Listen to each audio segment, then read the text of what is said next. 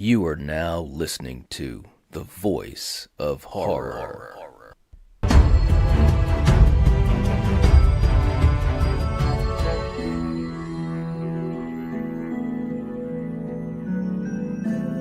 Lock your doors, bolt your windows, and turn off the lights. Make sure the kids are safe at home, cause you're headed to the Nightwatch Zone. Nightwatch Zone.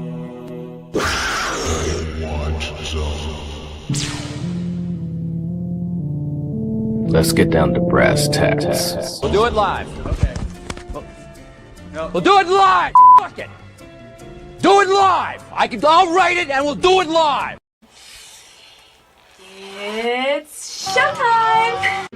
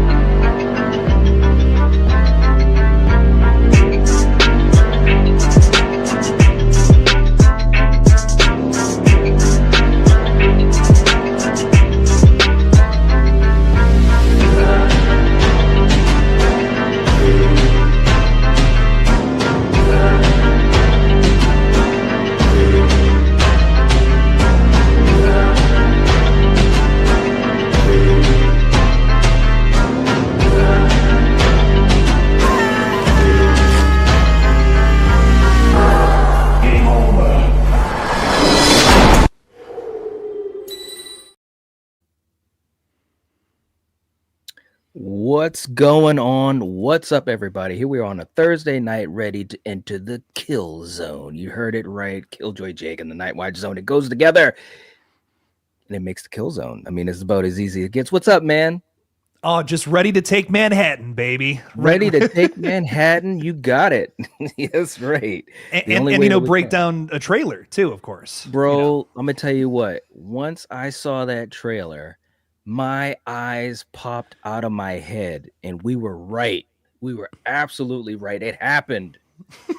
Yeah. It's so good, guys.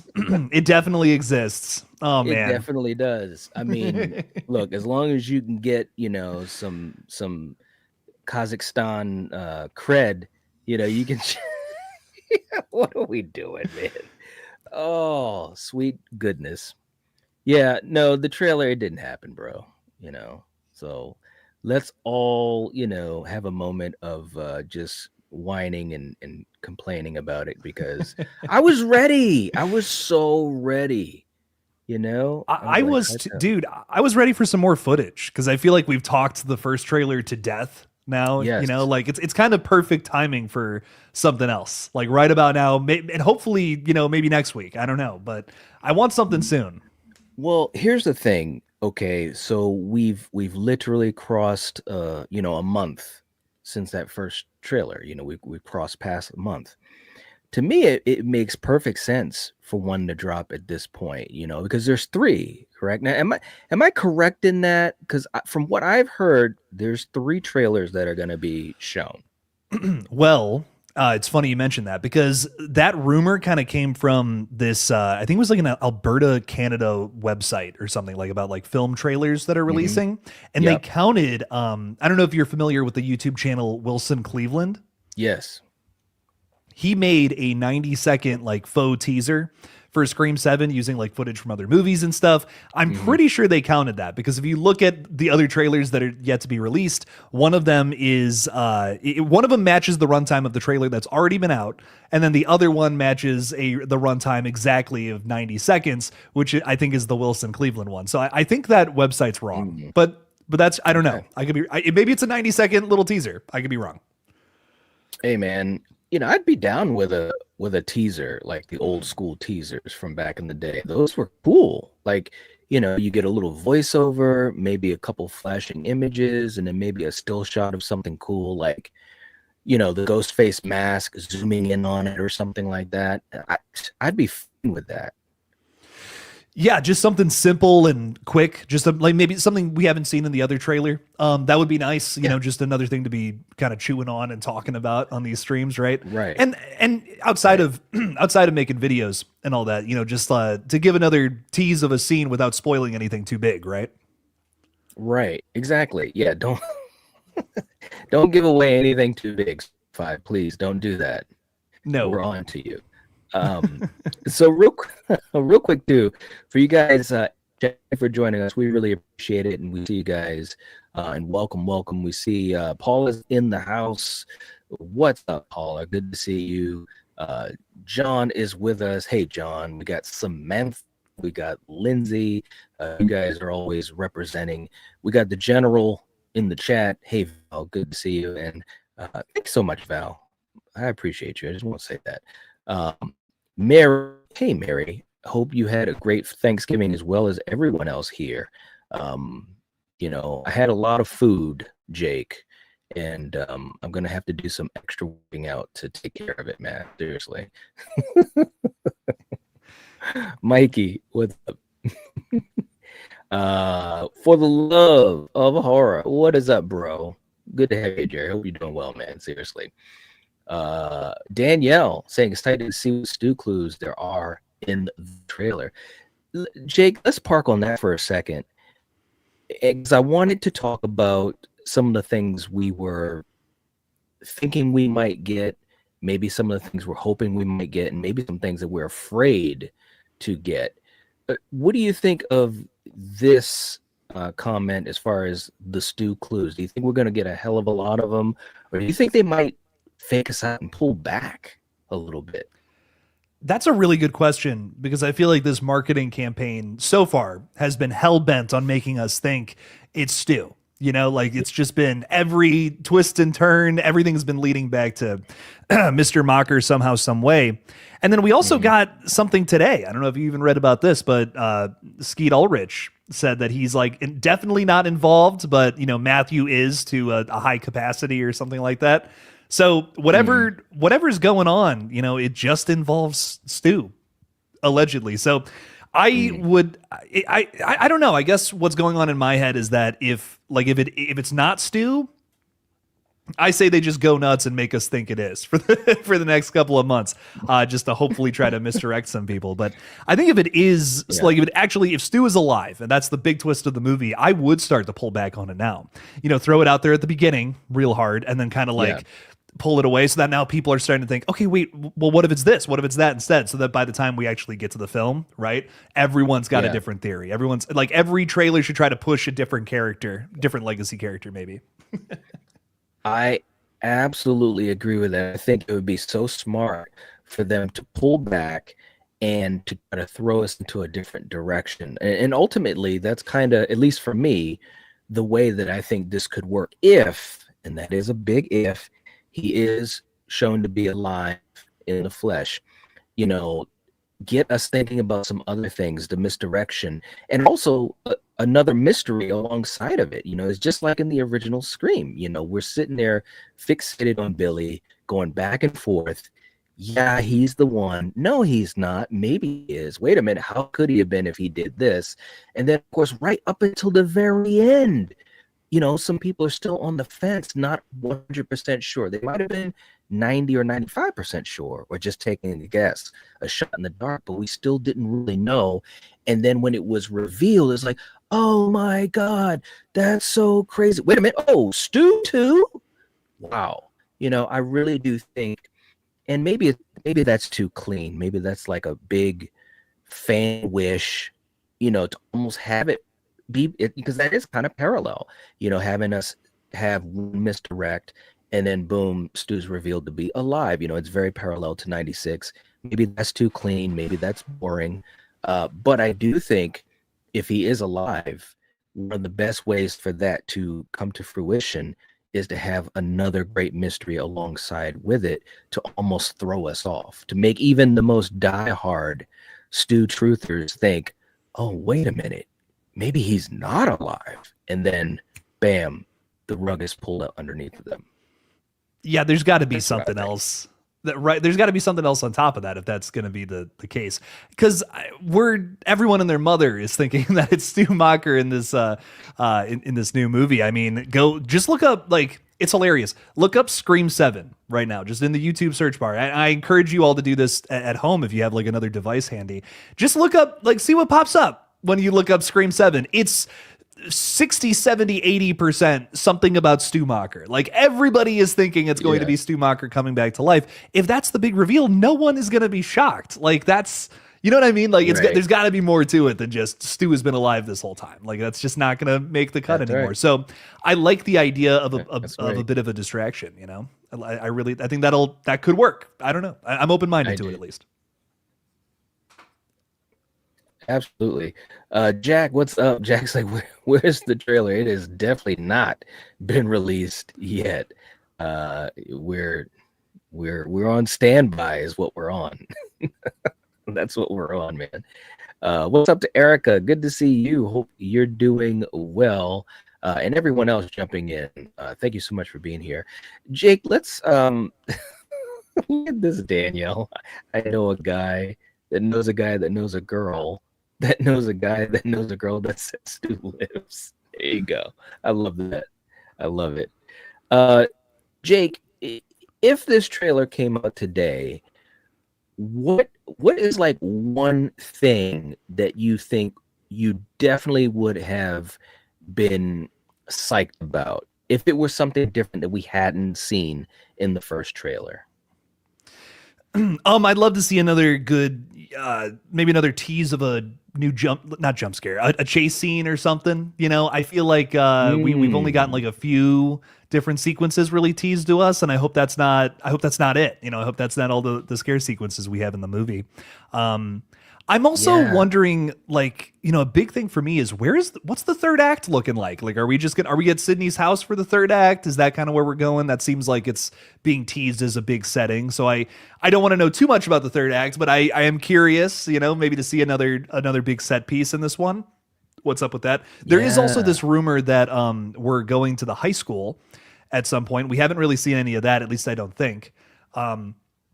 So I'm wondering if, like, backstage, like during this like play or this musical, whatever they're working on, I wonder what those set pieces are going to look like. You know, if it's anything kind of reminiscent of like that whole subplot in Scream 2, with Sydney Mhm. in the, I can't remember the name of the play now. I used to know it, but something like, are we gonna get something like that, like a big like a set for a play or something? Is Ghostface gonna kill somebody like backstage, something like that? So I guess I don't want to know too much too at the same time, right? Night, I don't want anything spoiled. Yeah. I don't want any kills shown to me. I would love to see some cool new locations, and I'd love to see some sick new shots of our characters, maybe even Ghostface. But don't give me too many clues. Yeah. No, I agree. I think that would be awesome. It's kind of that weird back and forth battle. You want to see some cool stuff, but you don't want to know too much. But I do think there's ways that you can have your cake and eat it too. I mean, if they show, like you said, just even a piece of a chase scene, you literally, all you'd have to show is Ghostface running. You wouldn't have to show who it is, and you wouldn't really have to show too much of the location, depending on the shot. Maybe if it's an up close shot of Ghostface running, in stride. I mean, that would be awesome, because that would be something that we just don't get a chance to see much of. We saw the fantastic Olympic jump from the attic down to the floor, which only people that are under the age of 23 can do. So moments like that would be awesome to see, to give us a little bit of a sense of what's going on. I would love to see that as well. I'd also like to see, maybe a small snippet of Tatum's circle, maybe something, whether it was in school or maybe, just a sense a little bit of her with her friends. I think that would be something that I wanted to really see if the trailer was shown today. But again, I don't want too much either, so it's a tricky thing. Yeah, we haven't Very learned too much tricky. about the friends. No, not at all. And I'm really curious. But it all does that make you wonder why? Does it make you wonder if? Well, I don't want to say that either. But does it make you wonder why we didn't see too much of the friends in that first trailer? I mean, really, just one shot. I honestly think that shot was in there just because of the skirt, that we've all kind of talked Yeah. about and broke down now. That's why it's there. I mean, that's why they left it so mysterious. But also, there's a ton of characters we haven't seen yet. I mean, we still haven't seen right. Anna Camp. We still haven't seen her character, and she's pretty damn suspicious right now. I'll tell you what. There's that picture that came out from behind the scenes of her in a leather jacket, which I know, most set photos for a movie, it would be like, whatever, okay, she's in a leather jacket, but like, that's a very evil item of clothing, Night. Like, that's something that a villain would wear. Yep. So us Scream fans are, of course, going to Yeah. think she's our lead Ghostface. That's right. That's right. Yeah. I mean, if the leather jacket fits, you must have quit. That's what they say. That's what they say.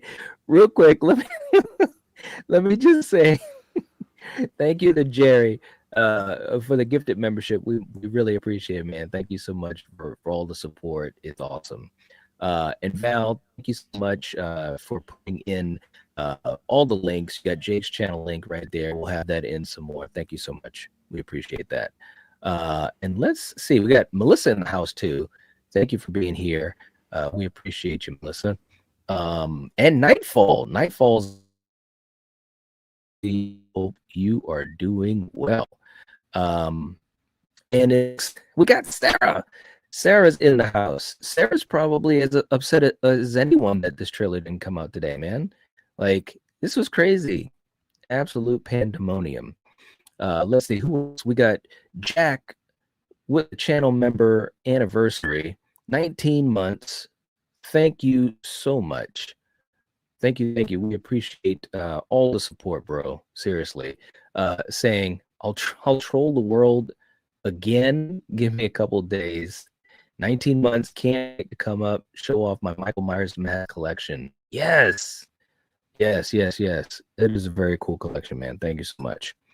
And Jack also coming in with a super chat. Thank you so much, man. Saying, I said it in the chat, but the next trailer will not feature anything with Stu. They know we want it. Genius marketing. Why give us what we want? I mean, how if you were to give a percentage, Jake, what do you think the percentage is that we're not going to get anything Stu related?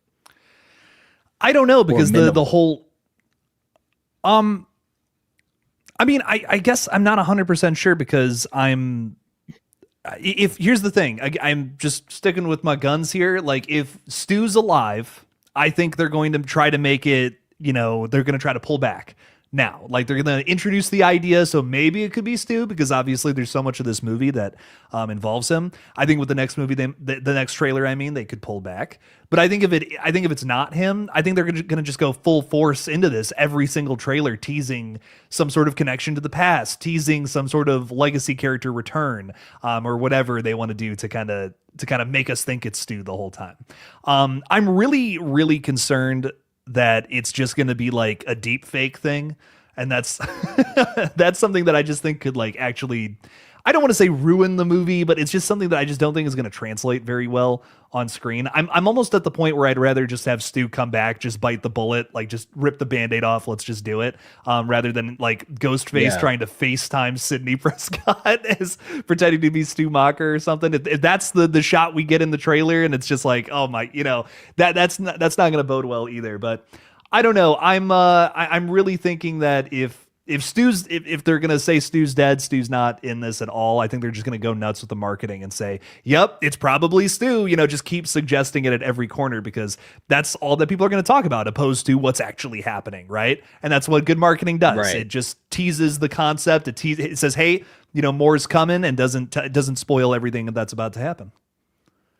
Yeah, no, I agree with that. I mean, I think that at this point, we're in a tough situation. We really are, because, or I should say, the film could be in a tough situation of sorts, because you have so many people on both sides of the fence, and the big question is how you get to the finish line, whether he's alive or dead.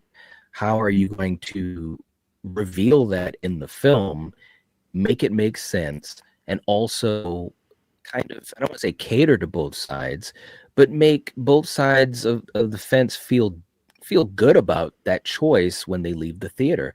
Because ultimately that's what you want. You want people to leave the theater and have enjoyed the film and kind of be on board. And that's going to be a really, really tough sell. You're right. If it's just deep fake type of stuff, to be quite honest, I don't even see how that could work story-wise and make sense for such an important character like Stu.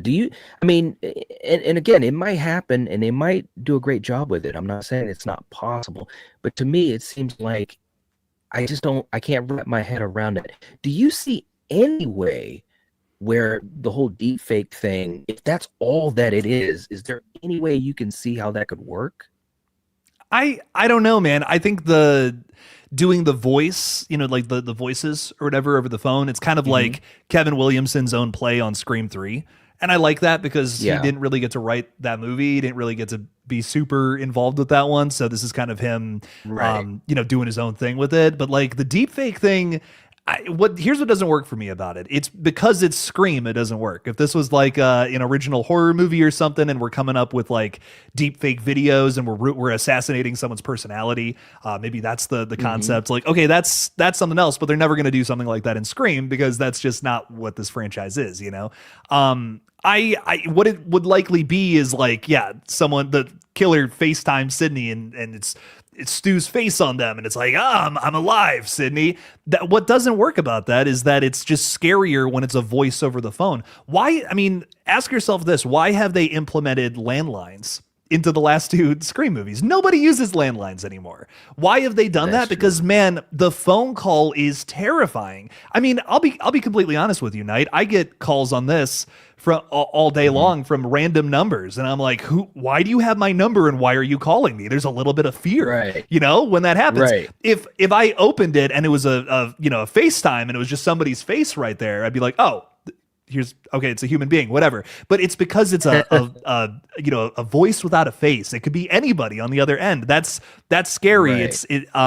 And I just feel like that's not going to translate the same way because there's more that's known when you're on a FaceTime call. It's way scarier because it's more unknown when it's just a voice. So I don't think that's going to translate very well. I don't see that being as scary or scarier than a phone call. So I just like, if that's in the movie, just cut it. I mean, that I can't see that working personally. Yeah, I mean, I can't either, and more importantly, I can't see how Kevin and everyone else involved could see how that would work. You know what I mean? Like, I think at the end of the day, there's a certain integrity that the films, this franchise has that, and I'm not trying to, and look, and everyone here knows, I love a lot of other franchises, a lot of other great classic franchises, but to me, the math is math, and as far as the Scream franchise has been very consistent, for 30 years, all the movies, I think, have been very consistent, and there's no crappy film. And I can't say the same, for every other major horror franchise. So to me, I just think that they would be smart enough to get that, especially with Kevin being so heavily involved. But I don't know. Fingers are crossed, man. Fingers are crossed. Before we get into some other thoughts we have, I just want to jump back to the chat real quick. Teddy, what's up? Thank you for being here, saying what up, Nate in chat. Good to have you. We got Kyle in the house. And who else? We got Russell. Hey, Russell. Good to see you. Hope that you're doing well. Danielle saying, I'm still hoping the animatronic is Stu, because that would be meta with Lillard being in Five Nights at Freddy's. So if the last trailer is at the end of Scream 7, imagine 7 ending like that with Stu removing his mask. I don't know if we've actually ever talked about the whole animatronic thing, Jake. But what are your thoughts about that scene that we saw with the animatronic? I think we talked about how we wondered if it was human or not, but as far as it being specifically Stu, what do you think of that? I don't know. I think a lot of people think it's moving, but like I've watched it a few times and I don't, like, outside of the, raising the arm up, I don't think it moves. I really don't. I've watched it quite a few. I've watched that trailer 100 times probably now. And I don't, to me, I don't think it moves. I think it is just an animatronic. And then we're going to have a little, fake out Ghostface is going to come up behind him and start stabbing. We also only see one Ghostface, leave the building after it's caught on fire. So, where's the other one? Where's the other fella? As much as I would love for there to be 2 ghost faces killing people, in the opening scene, I mean, that's different, that'd be kind of cool. I don't think it's happening. And I do agree. I think it might be meta to kind of have, if Stu's alive, he's playing an animatronic in this one for Five Nights at Freddy's. All I'll say is I hope Scream 7 is nothing like Five Nights at Freddy's 2. Oh my God. Oh no, that's too bad. Danielle, it was too bad, all right. Oh man. Well, you know what isn't too bad is when we have Lindsay coming into the channel membership. That's really cool. Thank you so much. We appreciate the support. It really means a lot. And like Val was saying, welcome back. I was about to sing "Welcome Back, Cotter." Like, what am I doing? Welcome back. Oh my gosh. Let's do this. Let's do a clip real quick to have some fun. And again, thanking you guys so much for all the support. It really means a lot. And Jake, sometimes even the greatest of heroes can leave you wondering what the heck happened, and it might look like this. Hi, I shit in a sock. Later, losers. Wee.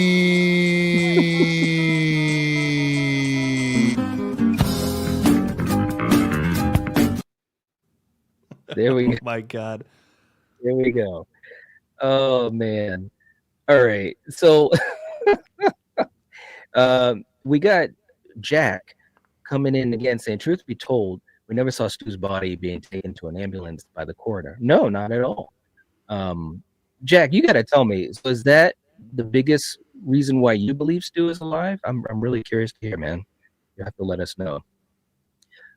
Also, Val, thanks for reminding folks, if you haven't hit the like button, please do. We appreciate that. Now, Danielle wanted to clear this up a little bit, saying, I think the first is an animatronic, but will be replaced by Stu. Hmm. Do you mean that? Go ahead. What do you mean by that? Replaced by he moves the whole animatronic out and then just goes back there and just stays still for Dude, I don't know. I mean, I'm not sure. that would be kind of interesting. I never really thought about it like that, because the way that the scene is edited, maybe that's possible. Cut together. I don't know. Maybe that's possible. I don't know, man. I just don't know if they're gonna make that big connection to Five Nights at Freddy's. I just don't. But It's two different audiences. You know what I mean? I think that Five Nights at Freddy's it's for the younger audience. Let's just be honest. It's for it's a gateway horror film for kids, and like Scream's a little it is R-rated. I don't know if it's like the most extreme horror film or anything like that, but it's right. I think it is targeted towards like young adults, at the very least, right? Yeah. Yeah. Oh, this is a good one. Welcome, Shannon. Good to have you here. Thank you for being here. Stu having a child. Now, I've heard quite a few rumors, thinking the Asa could be, because looking like Matthew Lillard. What do you think about that, Jake? I mean, I personally, I just feel like we're at a point where we have so many family relations. We got. We just gotta slow down. We got brothers, we got sisters, fathers that we're imagining. I mean, this is crazy. What do you think? Is there any way possible that they could introduce a child for Stu into this? I mean, this to me is more plausible than like Stu being alive, if I'm being real. I mean, look, we've already done Billy being a killer. I mean, Billy having a daughter. You know what I mean? That was a huge focus the last two movies. Why can't Stu have a kid who's evil? Sure. I mean, I wouldn't. It's not something I'm, oh God, the Scream 7 needs to do that. I ain't saying that. But if they write it in, I don't know. I wouldn't be like, throwing it up into the air and my popcorn everywhere. Just like someone else can clean this up. This movie stinks. I'm not going to be doing that if that happens. No, I mean, I wouldn't like outwardly be upset like that either. But I do think it would kind of be I don't want to say it's a lazy choice, but I just think that we can do some more interesting things. It feels like you kind of, when you do those types of things, you're running out of ideas. You know what I mean? Yeah. And plus, we've talked about this many times. The whole idea, or like one of the things that can be so scary about Ghostface is it can be anyone. And I know we always have, we've always had a tie to the past or a tie to nostalgia, but I don't know. I mean, we already have Ghostface Killers coming back. We've got Dewey. We got a lot of nostalgia playing going on in this film. I just don't know if we need a son as well. I mean, we possibly got a sister. I mean, you know what I mean? Like, we're gonna have his like uncle come in too. I've said it before and I'll say it again. I don't need these connections to previous films. Like, I think Scream is way more interesting when it is episodic and has something new to say with each film. And I almost feel like, too many connections to the past can kind of spoil that a bit, when like, if the whole thing is just focused on, I'm the next generation of Stu Macher. Well, what are you saying about, the space of horror right now, which is like what Scream is, fundamentally built on. So yeah. I don't know. I just think too many family members and all that just turn this into a soap opera rather than like a meta horror murder mystery slasher, right? Yeah, I agree. Thank you for that, Shannon. We appreciate it. And Lindsay had come in earlier with the greatest guess for the original name for the Lethal Collective. And as close as it may be, once we finally reveal the answer, which we never will do, you'll be quite shocked. The four dudes, baby. I love it. There you go. And hey, we got Amber in the house. What's going on, Amber? Good to have you here. Hello to all my favorite peeps. Love it.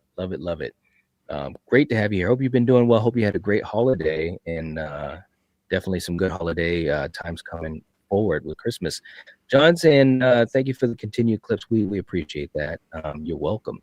DJ's in the house as well. Let's get to something else that I also wanted to talk about. And look at Danielle is on this thing when they first go in. That one is animatronic. When she looks at it later, it's Stu that switched it out. Okay. I mean, look, that's totally plausible. I mean, look, I would like that better than having a son. You know, son. Stu's son. I knew Right. it. Yeah. I mean, the very virile young man. So let's get to this. Let's talk about one thing that we've talked about all these things, but to just get a little bit deeper, do you think in this next trailer, which we were hoping we were going to get today, do you think that we will have something a little bit more in your face with Roman, Dewey, both, or either one of them? I mean, they've kind of already, told us that these characters are back in some way at the top of the year. And that was in an effort, allegedly, this was in an effort for it to not leak. So I'm kind of I think I am a little nervous when it comes to the second trailer, maybe more so with this movie than even the last two, specifically for the reason that I think they're going to give away a lot of the big reveals for the movie in the trailer. So it's like, if y'all are going to spoil the movie, we're just going to spoil the movies ourselves. And I'm not saying they're going to just outright show us reveals or anything like that, but give us enough clips and clues to be like, we can kind of figure this out at a certain point. I've seen a ton of Blumhouse trailers do this. I've seen just a lot of movies essentially spoil it for themselves with little things that if you take 2 seconds to think about it, it's like, oh my God. Greatest example, sadly ever, is the Pet Sematary remake, where the big twist and shocking reveal of it, I think you know exactly what I'm getting into here, was that it wasn't Gage who dies, it was the little girl instead. That was like the big twist of that remake, to make it something different. And it was in the trailer, the little girl like all zombified going after Judd, I think, if I'm not mistaken. I've only seen that movie once, but I know it does deviate from the original story, and they just, right in that first trailer, I mean, just spoiled the big surprise of the film. I'm like, what? Like, why would they do that to themselves? I don't know. Yeah, no, I agree. I mean, I suppose here's another thing to think about with that, and we talked about this in a different way, but do you think that part of it is because they look at people that are watching the trailers, like us, the horror community, a small section of the folks that are going to actually walk into that theater? Do you think that that's kind of how they look at it? Like the average Tom, Dick, or Harry, right? Like if I take my cousin, for instance, he loves horror movies. He loves Scream. He doesn't know about all these different things that I talk about or that we talk about. He's very much on the outside. He doesn't even know. I don't even think he knows that Matthew, has been put into the movie. And so part of me wonders if maybe that's the way they look at it, is that, we're going to put these things in to get all the online chatter and, maybe some controversy, which is sometimes still great stuff for a film, to get us all wound up. But the regular movie-going audience, they're not going to either see it or they're not going to pay very close attention. Do you think that comes into play at all? Well, for me, I think if I'm a marketing person, if I'm putting out a trailer for something and I know that people are going to, frame by frame break it down, I think it's better to leave things like, you can put little clues in there, little ominous teases. And then if, so-and-so Killjoy Jeremy comes out and says, well, I think that this person's the killer, I think that this is happening, whatever. Well, that's just some idiot online who's just making up theories about shit, whatever, I guess that's what makes sense in my head, because it's like, if I say something in a YouTube video, a couple thousand people are going to see it. It's not that big of a deal. You know what I mean? But if you put something in the trailer for your movie that is deafening, there's no other thing it could possibly be, like that Pet Sematary thing that we were just talking about. That's going to be in front of millions of eyes. That's going to be your potentially even your general audience who's going to get a big reveal spoiled. I mean, even Scream 5, they play it. it's arguable about the Richie reveal. We've gone back and forth about how you can see his hair, Yes. that might have spoiled some people. I don't know. But the big thing about that initial Scream 5 trailer was that you saw Stu's house. And then in the film itself, it plays as a twist. And it's like, why did they play this as a twist if they were just going to market the movie like that? It's one of those things. Like we talked about, I made a whole video that got I think it got 20,000 views just talking about how I think that's Richie's hair. I think that's Sam stabbing Richie. Richie's a killer, and I still have people, and not everybody, but I still have people who say oh man, Richie got me. I'm the opposite. I've gone on this rant a million times, but Amber got me. I had Richie figured out from the get-go, but a lot of people are exactly the opposite. They're like, I didn't think it would be Jack Quaid. I thought that was too obvious. And Amber was just super sus, for whatever reason. So I think, again, if I'm someone who's in charge of the marketing, the first thing that everyone's going to see, I'd put little clues in there to tell you who it is. And then if so-and-so makes up their theory, fine. But if you just outright spoil something in the trailer, your general audience is at risk of getting a major thing spoiled about a movie like this that relies on twists and shocks. That's a tragedy right there. It is, and hopefully they continue to rely on twist and the mystery and the journey towards the reveal, because I really think that's some of the magic of these films is trying to put the pieces of the puzzle together as you're watching it, and still to some degree, or at least a small degree, being fooled well into the movie. Even if you guess some things, you don't guess everything. So I hope that they continue to stick to that. Also in the chat, we got this is great. Jag was saying, I think 7 is going to be the sequel to 4 that Kevin always wanted to make. Now that's an interesting comment. That's really making me think a lot. It would have been so interesting to see what would have happened if they were able to continue after 4, if Wes hadn't passed away. As a fan, I know this is probably a loaded question, maybe a silly question, but as a fan, how often do you wonder about that? And if so, I don't know. Are you kind of, well, I know that's silly. Of course, you're probably like, oh man, that's too bad. But do you ever think about that? Yes. To really think about it? Yeah. No, Me yes. too. Because I've heard Kevin Williamson talk a little bit about what the Wes Craven, Kevin Williamson Scream 5 would have been.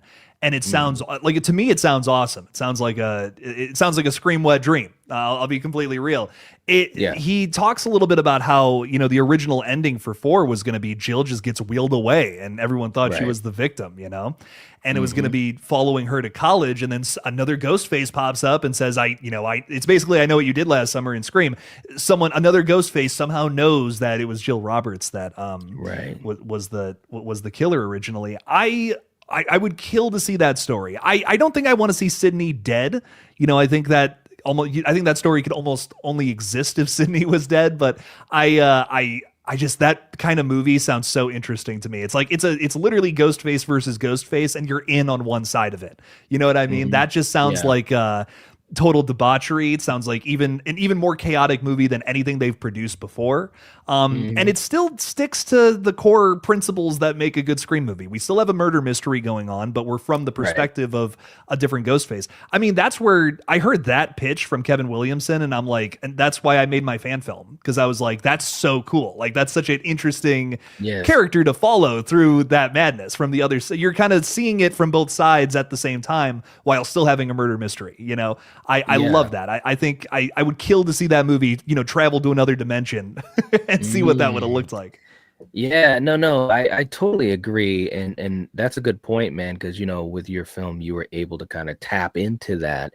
And it was fun. And getting that perspective, from the ghost face, and we talked about this, I think, a couple weeks ago, if seven reveals Stu's alive or whatever at the end, whoever it is, and if it is basically like one of those cliffhanger endings that leads into 8, and then in 8, a lot of the point of view or the perspective is from the Ghostface killer, whoever that may be. Of course, I'm voting for Stu, but I just think that would be so cool and something that we've never seen. We're talking 30 years, a 7th film, and this would be something that we've never seen. That could be, if it's executed correctly and well, it could be so interesting.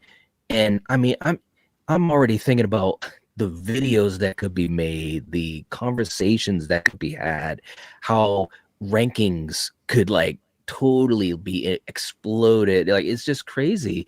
Um, but I agree. I would have loved to have seen what they would have done with Scream 5. And yeah, I mean, just thinking about that, because I love Jill as a ghost face and as a character. That what I mean, I don't know if Emma Roberts ever thinks about that. Probably not. Although I know she really enjoyed, working on Scream 4, but that would have been crazy. That would have been epic. And that's all I would have needed. Like if it was like 4 and like, let's say it's 4, everything happens in 4, except, the ending is Jill gets away with it, whatever. And she has like all these, maybe she has all these social media followers now, crazy Instagram following. Think like, like this movie comes out in 2013, 2014, just theoretically. So it would be like, it would probably be Instagram. Maybe she has like a YouTube page or something, and it's her just like living it up at college. She's the most popular girl there. And then she gets a note, like, I know, just I know what you did last summer meets Scream, basically. And that to me would have been so cool because we could have seen her trying to cover it all up while maybe her friends are all getting killed. And maybe, I don't know, maybe some of her followers too. And then we finally see a ghost face win. Take down and kill Jill Roberts at the end. A ghost face who kind of has weirdly a good motive, but is still, outright killing people. So they're like a complicated mixed bag of a character, just like Jill Roberts, the character we're following the entire time. That would be my perfect Scream sequel. That would be my Stu is Alive Scream sequel that I wish would happen. Yeah. No, I agree. And of course, I think it has some parallels if we kind of jump ship to another franchise. That's kind of what happened with Hoffman and Saw.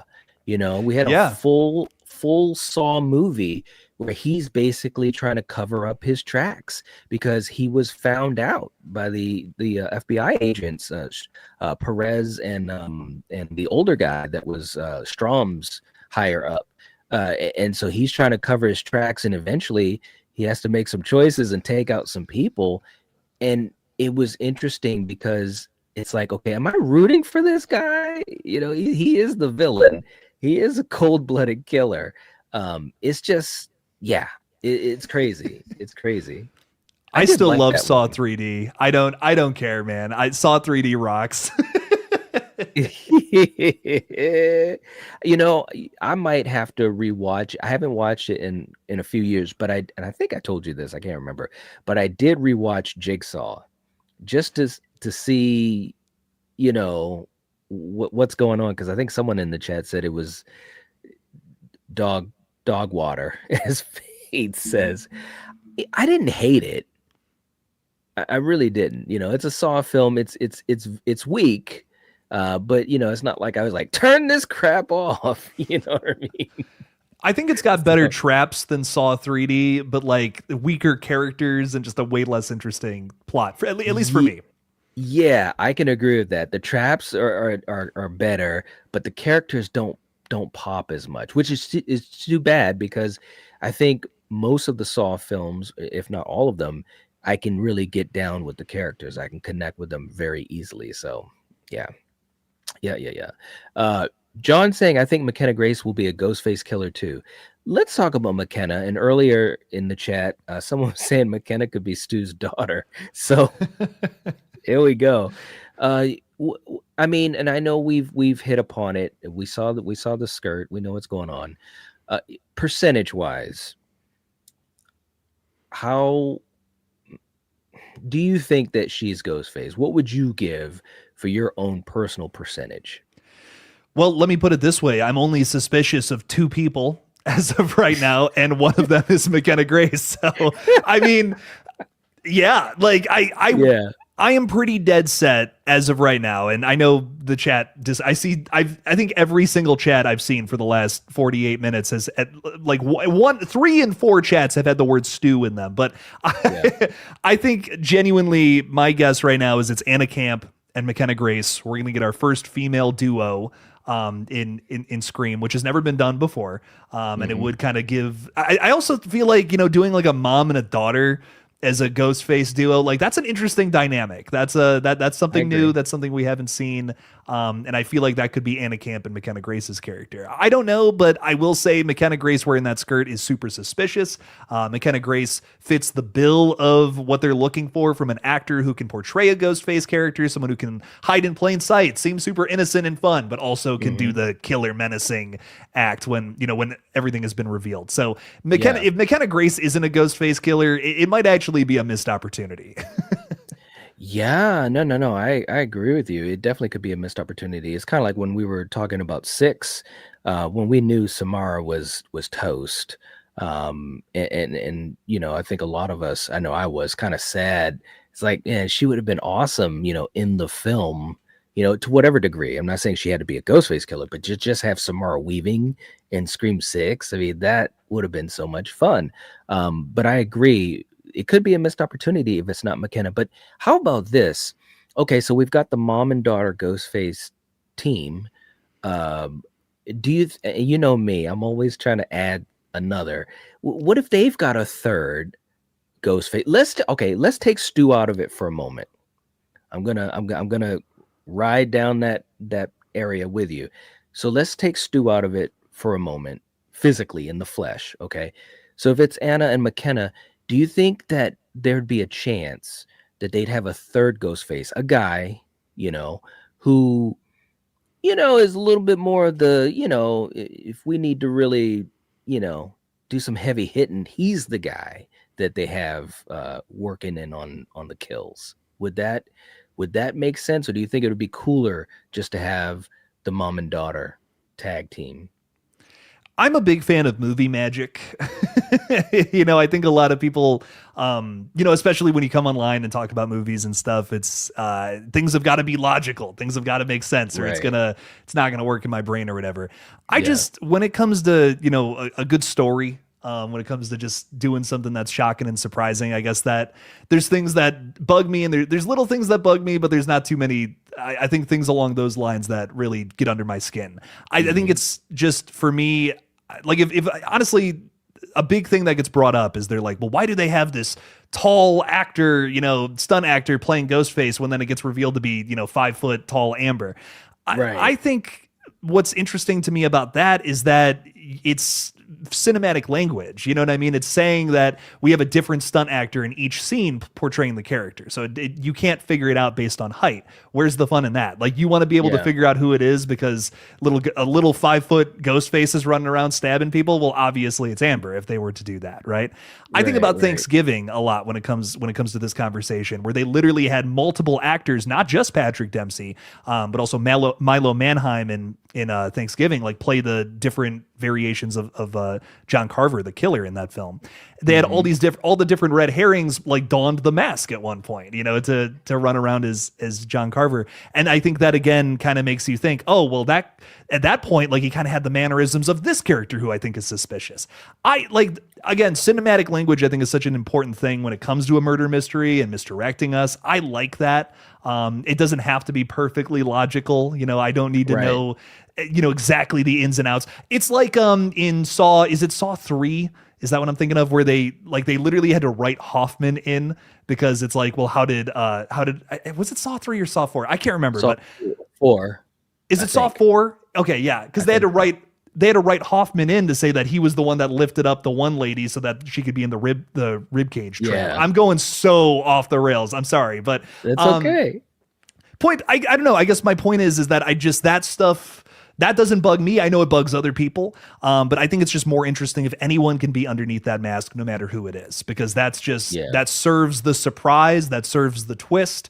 And I think also I'm more concerned with what the motive is, maybe even more than anything. We've kind of had this conversation before. I'm more interested in seeing just new relationships between ghost faces explored, with new reasons to be stabbing people in the chest. Exactly. I love that. We also want to say, hey, what's up to Troy is in the house. What's going on? Good to see you, man. Hope you're doing well. Danielle saying, I agree. Scream holding on to the past is going to kill it. That's why I want Stu and Sam to get a spinoff, and Scream can move on with whodunits with new players. when we talk about possibilities for spin-offs, and I know there's been talk about it, especially like with Kirby, and so forth. What do you think is the possibility that we could even get a spin-off such as this? I mean, it may not necessarily be just like this, where you have Sam and Stu going off on their own thing. But I mean, do you think that I don't know, part of me thinks we're kind of past that point to do a spin-off for the franchise. What do you think? I would bet money that in the next 5 years we get a TV series. That's what I'll say. I don't know if we're gonna get like there's been rumors that they're doing some sort of like Kirby spinoff, and Yes. I'm into that. I'm very down, but I almost think that would work better as like, look at that. That's so funny. Jack literally just put that in there Yeah. about a TV show. I would love to see a new version of the Scream TV series. I think that's probably where it's going after a while. But I think they got at least this movie and 8 before we get to that point, because I think there's too much money to be made right now. Right. Dude, Right. Scream 7 is going to make even, I guarantee it, it's going to make even more money than Scream 6. And it's just because you have some really huge names in it. Listen, we were just talking about Five Nights at Freddy's 2. A movie that has just debuted to 15% on Rotten Tomatoes.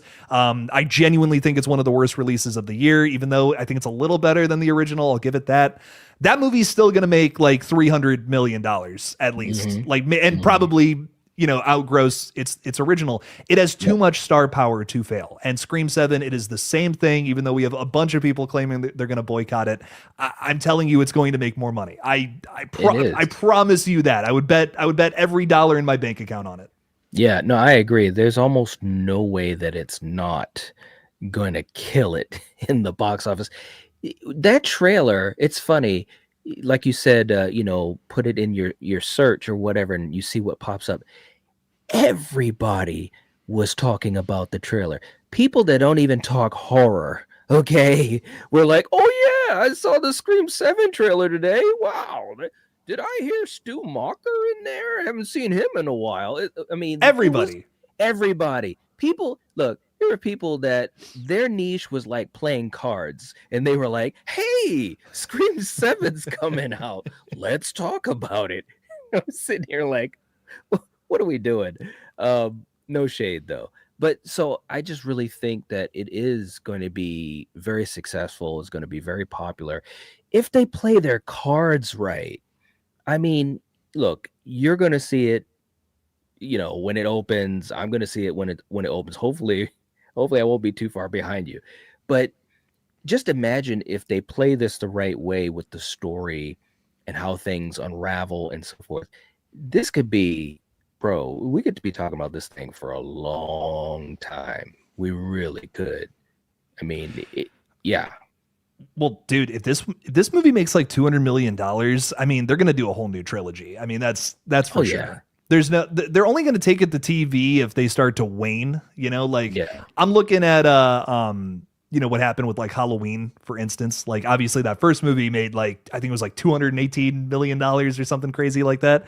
And then, Kills was a little less, and then Ends was even a little less than that. I think Ends just barely crossed 100 mil, if I'm not mistaken. So they were like, okay, let's just take it. Let's let it rest for a little while. We'll do a TV. They're working on a TV show right now, and then we'll maybe bring it back in a couple of years. I'm sure that's the plan as of right now. If if I were all the rights holders, but it's the same thing with Scream. This movie is going to make a fuck ton of money, and it's probably, we're going to get an 8. We're probably going to get a 9. And then I would love to see some sort of TV series. I'd love to see Kirby back. I really want. I miss Kirby, man. Yes, I do too, man. I listen. I mean, again, not to keep going back, to Scream 6. But I just feel like they kind of half cooked her character, and I'm just hoping that doesn't sway the decisions on bringing her back, or if they do decide to do this Kirby series or whatever. Because I just feel as though they didn't do enough justice to what she could be. Hayden, she's spunky, man. Like in real life, she's very. I mean, like. I just feel like it was a little bit of a letdown. I mean, there were a few moments, few glimpses of like, yes, that's what Kirby is, but then the rest of it was just kind of like bland. I would love to see her in a Scream film again. I really would. I mean, and she's like, she's the type of character coming from 4 and forward. Like, she'd be a great character to, be more prominent in a movie or two, because she's in that younger generation, newer than the OG3. That would be great.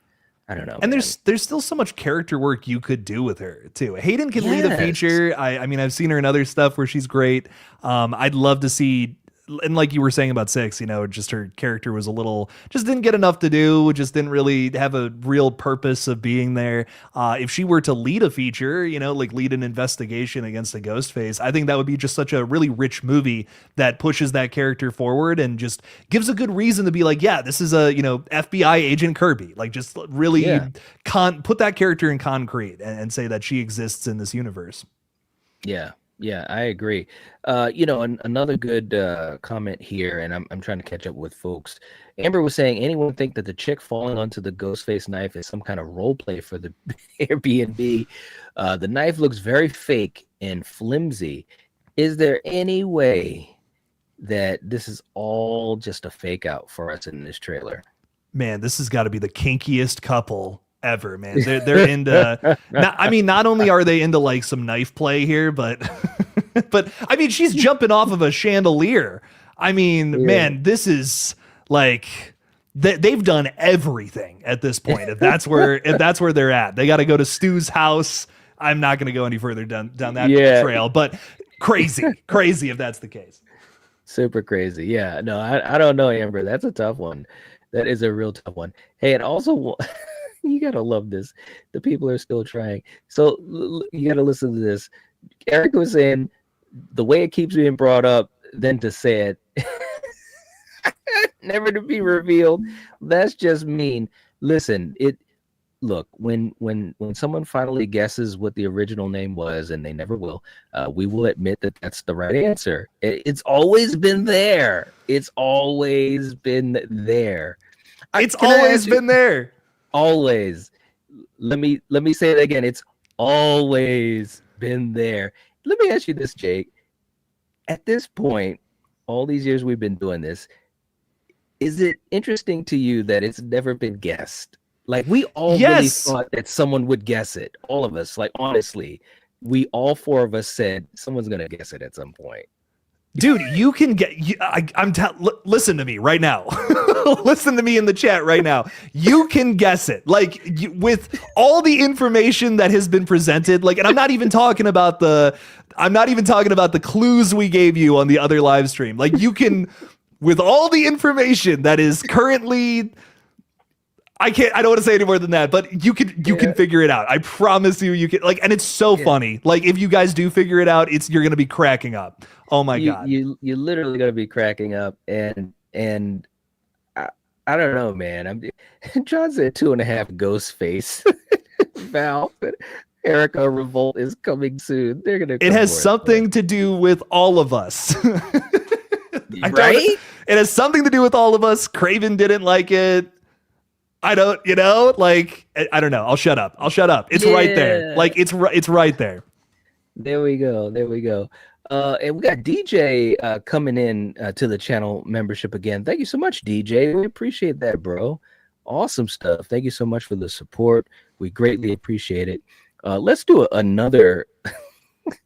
Let's do another clip. I'm just trying to think how I'm gonna get you with this, Jake. Listen, sometimes when you have an idol from your childhood, you look up to that idol, but if you saw him do this, you'd be thinking twice about it, and it might look like this.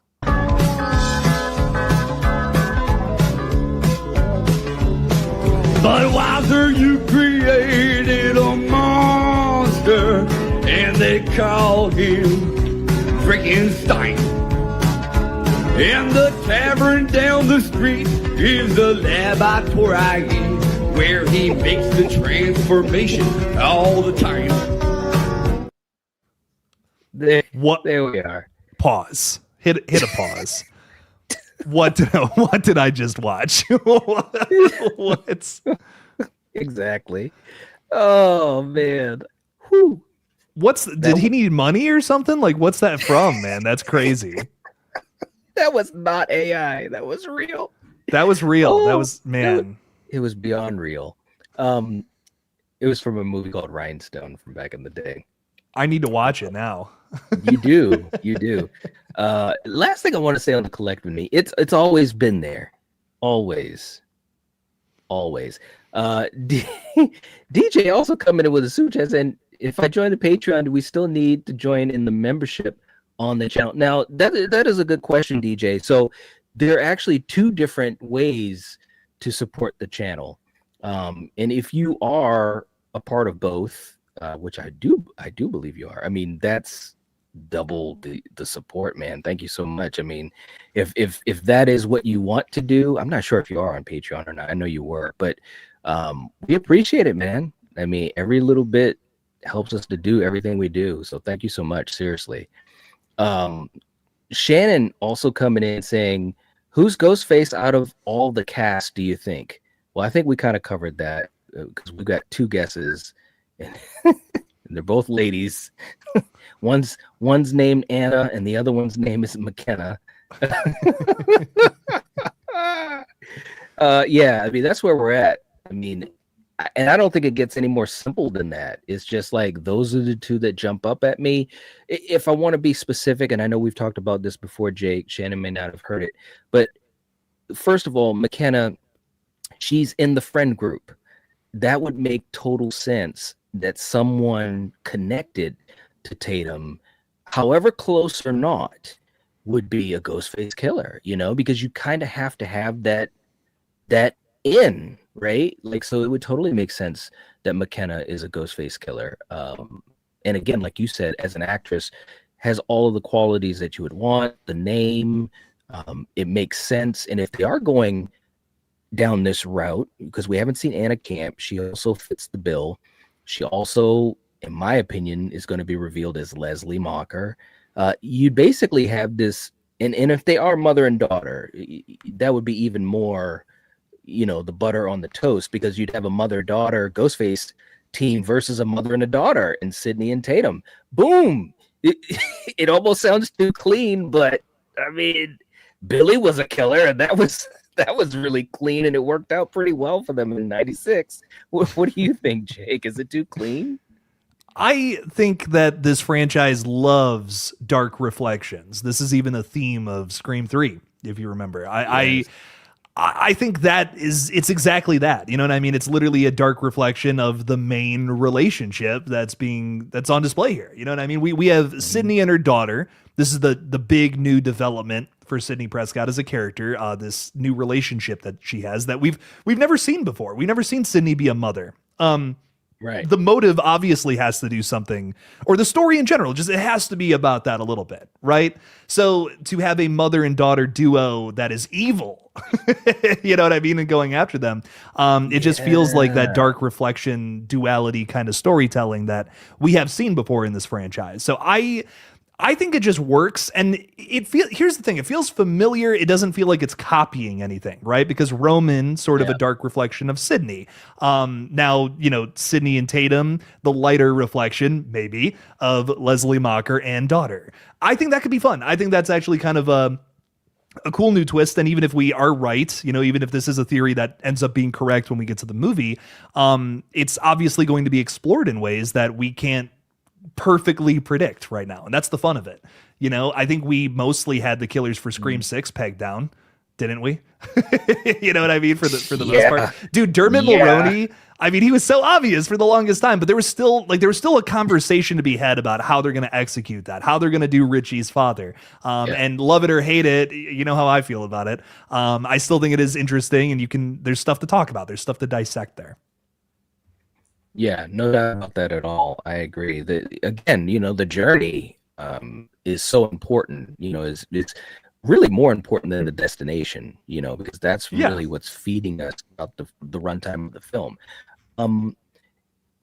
Listen, Joshua is saying, my whole thing with the deep fake. Why would Lillard return to a character he loves and thinks is alive if he isn't alive in the film. Ooh.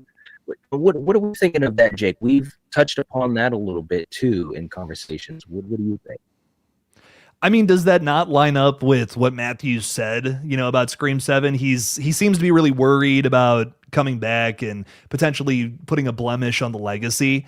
I mean, if I was contracted to do something like this about a character I haven't played in like 30 years, I'd be a little worried that it might ruin the reputation of said character too. I mean, I don't know. I don't mean to be, I can't speak for Matthew Lillard. I don't know what's going on inside of his brain. But if it were me, if I was in that position, I would be a little worried that I'm, ruining one of my most iconic characters' legacy if I was just coming back to be a deep fake video for new killers. Yeah. Yeah. The interesting thing too is that he's also said that him and Kevin were at a party. I think it was at Mike Flanagan's, and had seen each other, and hey, what's up? I haven't seen you in a while. And all a little whiles after this event from Kevin, and Kevin saying, hey, you want to get together and let's play in the Scream universe again. And he was basically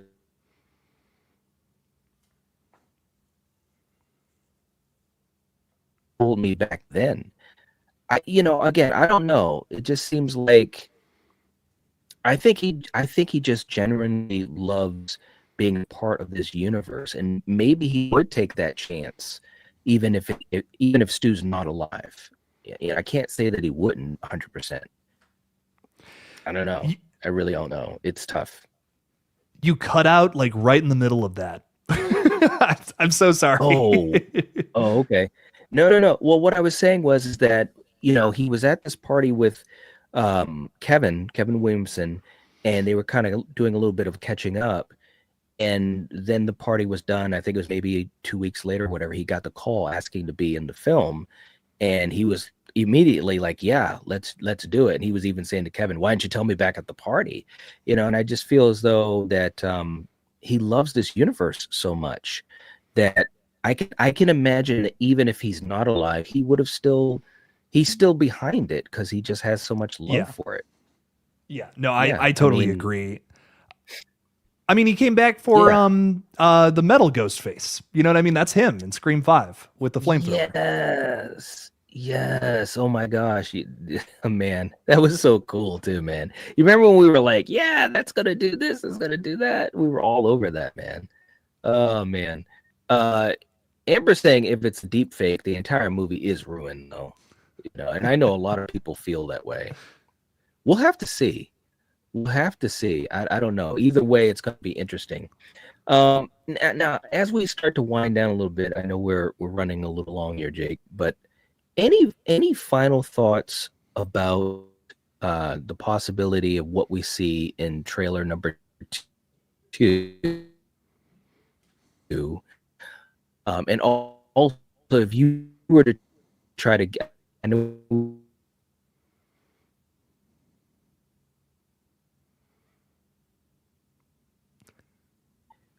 if you were able to give us an idea when you, I'm back. I'm so sorry. Did I cut out again? Yeah, I think you're cutting out. I'm so sorry, man. Yeah, no problem. I was just saying, anything lastly that you would want to throw out there about what we might see in trailer 2 and when you could get it or when we should get it?